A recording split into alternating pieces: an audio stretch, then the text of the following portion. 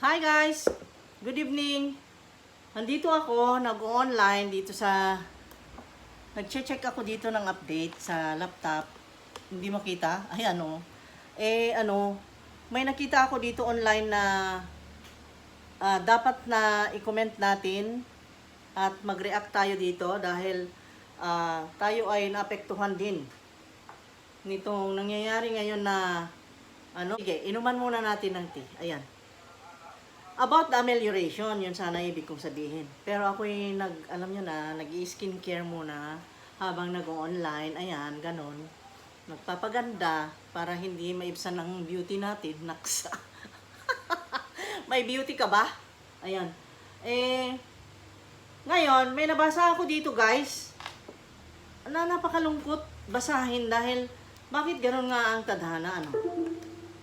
Bakit ganun ang mga kapalaran natin ngayon na mga Pilipinos? Kasi ito yung ipakita ko tanggalin ko tong cam dito at ipakita ko dito. Guys, para may ipakita ko to dito sa Facebook.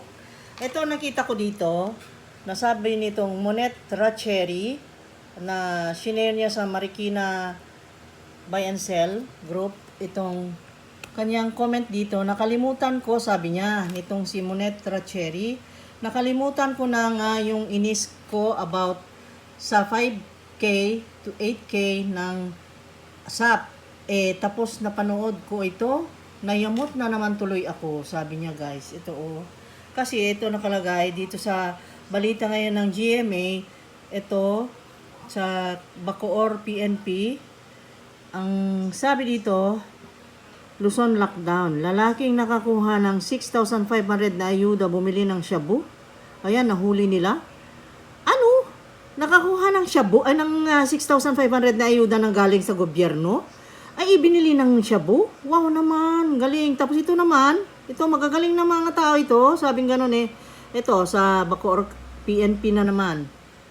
Mga loko rin tong mga nandyan sa Bacoor, Cavite, no? Tapos sabing ganun.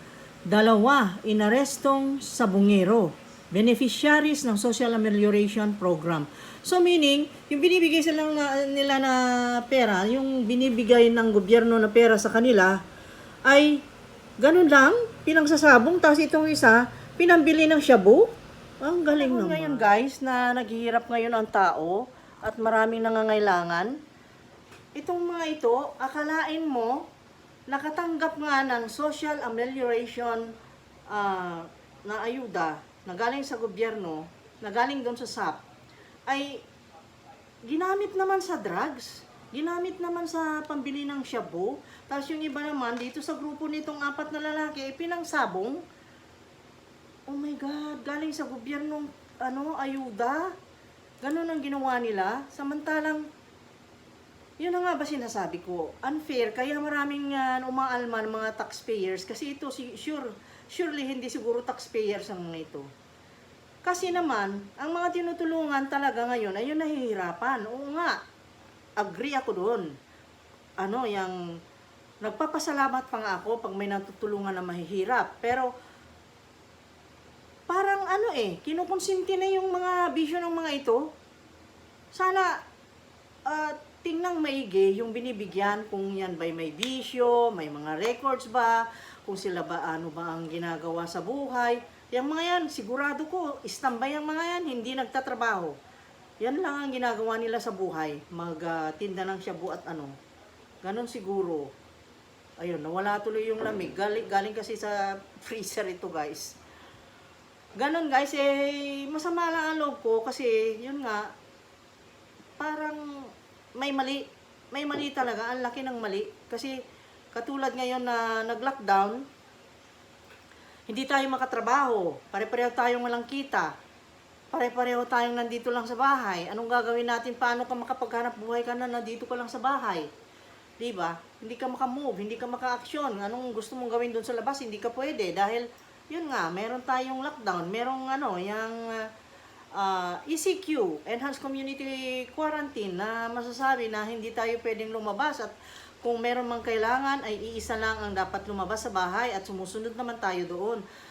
Kaya tayo, lahat ng mga tao dito sa Pilipinas ay apektado, walang napwera. Mayaman man, mahirap man, maganda, pangit, bungi, duling, lahat. Lahat dapat ng mga gates, lahat mga pintuan ng bahay ay tinutulungan, hindi yung pinipili. At ang pinipili pa, yung may mga bisyo at may mga anong klaseng mga tao ito. Diyos ko naman. Tapos, ang napapansin ko pa ha, sa nangyayari ngayon, kung sino pa yung mahihirap at sino pa yung walang pera na nasasasabi, yung pang sinasabing mahihirap at sinusuportahan ng gusto ng gobyerno, ay sila pa yung pasaway. Sila pa yung nandun sa sabungan. Ayan, katulad yan. Kami na mga taxpayer, kami na tumutulong sa gobyerno, kami ay tumatalima sa gobyerno at sumusunod. At dito sila matigas ang ulo. Ay sa bagay, nahuli naman, makulong naman, maparusahan naman, di ba? Pero hindi naman siguro lahat. Kaya lang makakapag-comment ako, anong klaseng mga utak ang meron nito? Bakit ganoon? Ginagamit mo pa sa shabu ang kapiranggot na pera na yan. Para na yan sa bigas para na yan sa ulam ng pamilya. Ano yan? At ito naman nagsasabong siguro sabi ay, ipuhunan ko na muna yung 6,500. Baka sakaling manalo pa ako ng sabong, sabi siguro. No? Pero bawal ang mass gathering. Bawal ang magrupo-grupo. Bawal magkakalapit. At least may physical distance na 1 meter ang bawat isa. Hindi dapat magkasikit-sikit, magdikit-dikit, di ba? Eh bakit ganyan yung mga yan? Nasaan ang barangay captain ng mga tanod ng mga yan? Bakit nasaan ng mga at least nahuli naman. At least nahuli naman. Nagpahungaw lang. Wala lang masabi. Pero ibig kong sabihin, di ba? Nakakasakit ng ulo yung mga ganyang tao. Nakakasakit ng ulo talaga. Nakakasakit ng ulo. Anong klaseng mga tao ito? Pasaway. At nakikita ko sa maraming mga naglalagay ng mga nag-upload ng photos ng mga mass gathering, like for example sa palengke, ang daming tao. Yun bang tapos nag-aaway-away, maraming tao na nagkadikit-dikit. Marami ako nakikita online these days. Ngayong umaga lang marami Kaya, paano tayo makatapos nitong problema? At naawa na ako kay President Digong, kay President Tatay Digong kasi sumasakit na ulo niya, guys. Sumasakit na talaga ulo niya. Halos di na siya matulog. Kagabi, anong oras na kaming natulog? Kasi pinakinggan ko yung speech niya. Late na natapos. Sabi ko dapat yung oras na yun, natutulog na yung ganyong edad. Kasi, alam niyo naman. At gusto raw niya yung umuwi sa Davao. At yun nga, legendary na record talaga yan, ha? Sa mismong syudad ng Davao, na ang mayor ay ang kanyang anak ay inorderan ang mismong presidente natin na hindi papasukin. Wow. Biro mo yun, nakakatuwa, no? Yung anak niyang mayor nag-order na hindi papasukin ng president pag umuwi doon ngayon. Kasi bawal, hindi sila nagpapapasok ng kahit sinong tao doon. Gwardyado talaga. Kasi may mga positive doon, kaya nag-iingat sila. Ayaw nilang lumubo ang bilang. Ayun. Kaya sumusunod, presidente nga, sumusunod, tayo pa. Diba? Kailangan sumunod. Ang tigas ng mga kukuti. Sa bagay, ang tao ay hindi pare-pareho talagang utak. Hindi tayo ginawang pare-pareho ang utak. Kaya minsan, may question, bakit kaya mahirap ang buhay nila? Ganon. Bakit kaya ganon ang buhay nila? Nasa sa kanila rin yun Diba? Ay naku, may kasabihan, diba? Life is what we make it. Ganon. Maniwala ba kayo doon? At saka, wala na, napariwara na ang buhay ng mga ito. Kung meron silang maayos na utak, naku, ewan ko. Ano nang nangyari sa mga ito? Hindi nila iniisip yung mga mangyayari sa kanila. Napaka-hewan. Nahirap magsalita, pero ang tao ay nagiging judgmental sa nakikita niya. Pero wala tayong magagawa. Ganun lang naaabot ng utak nila, guys. Kaya pasensya na lang. Hayaan na lang natin ang mga nandyan sa gobyerno o yung mga pulis ang gumawa ng paraan na ito o sila ay madisiplina. Kasi walang disiplina, hindi natuturuan, walang nagtuturo o walang nag-a-advise sa mga ito. Yun lang kulang ng mga ito. Lack of wisdom ito. Lack of discipline talaga.